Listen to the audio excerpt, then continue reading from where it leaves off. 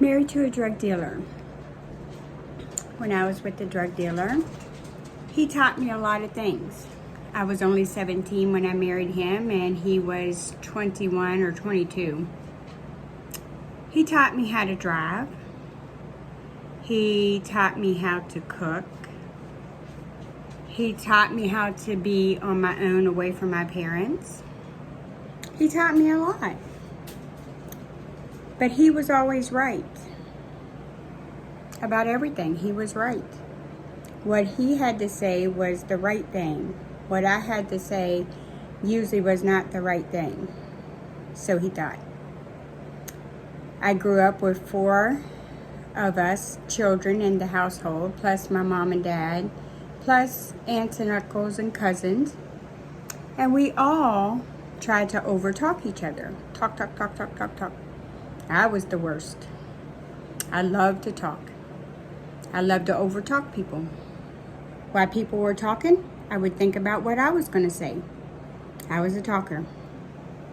When I got with my second husband, the one that God intended for me, he told me, he said, honey, if you would talk less and listen more, you would learn things.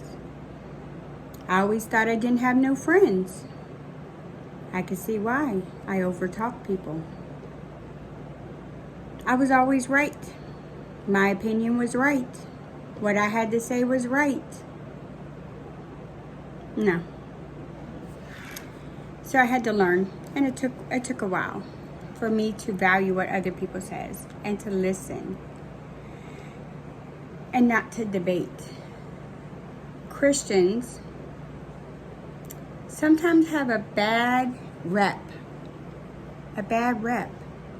I was listening to somebody's video, and they were down in Christians. They didn't want to hear what Christians had to say because some Christians will debate you.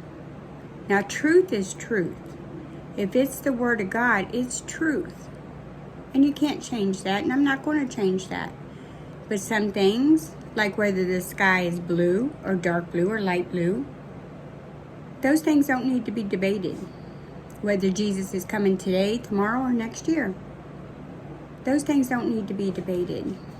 A lot of things don't need to be debated. We don't even need to debate the Word of God. When you say it once, the Bible's living and powerful, sharper than a double-edged sword. It will penetrate. Say it once and let it go. If they want to debate it, tell them to read it. In the book of Ecclesiastes, chapter 5,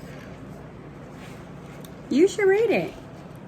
Walk prudently when you go into the house of God, and draw near to hear, rather to give the sacrifice of fools, for they do not know they do evil. Do not be rash with your mouth. I used to be. But let your heart utter anything hastily, and do not let your heart utter anything hastily before God.